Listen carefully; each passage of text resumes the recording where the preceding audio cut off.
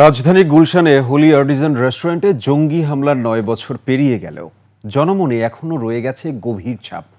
অপরাধ বিশ্লেষকরা বলছেন, আইন শৃঙ্খলা রক্ষা বাহিনী ও গোয়েন্দা তৎপরতা বাড়াতে পারলেই এ ধরনের অপরাধ কমে আসবে।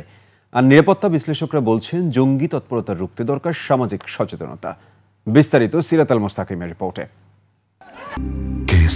শেকড় থেকে শিখরে।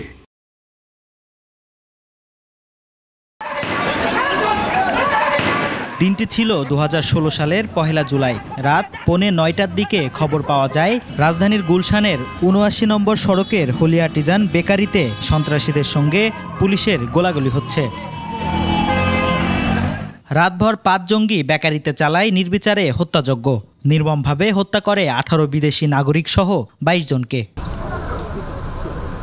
নিরাপত্তা বিশ্লেষকরা বলছেন, আইন প্রয়োগ করে এসব অপতৎপরতা সমূলে বিনাশ করা কিছুতেই সম্ভব নয়। একে সামাজিকভাবে প্রতিরোধ করতে হলে সরল মনা ধর্মপ্রাণ অভিভাবকদের সচেতন করতে হবে।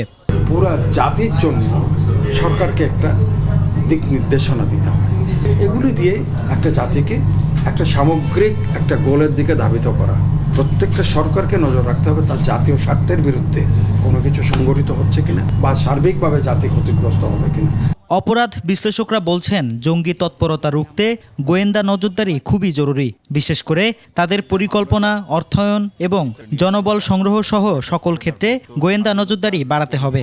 সমন্বিত ব্যবস্থা এবং এই আইনশৃঙ্খলা পরিস্থিতি স্বাভাবিক করার প্রশ্নে আমার প্রয়োজনে নাগরিক সমাজকে সম্পৃক্ত করা, তার সোর্সগুলোকে অ্যাক্টিভ করা এবং পরিবর্তিত পরিস্থিতিতে প্রত্যাশিত এবং যথাযথ পদক্ষেপ এবং কার্যক্রম গ্রহণ করতে পারলেই এই উগ্র শক্তি বলুন, জঙ্গিবাদ বলুন, কোনো শক্তি কিন্তু আসলে মাথাচাড়া দিয়ে উঠতে পারবে না। দেশে যখন যে সরকারই আসুক না কেন, সবার উচিত জঙ্গিবাদের বিরুদ্ধে সবসময় সচেতন থাকা। এবং সেখানে বিদেশি সিরাত আল মুস্তাকিম, ২১শে টেলিভিশন, ঢাকা।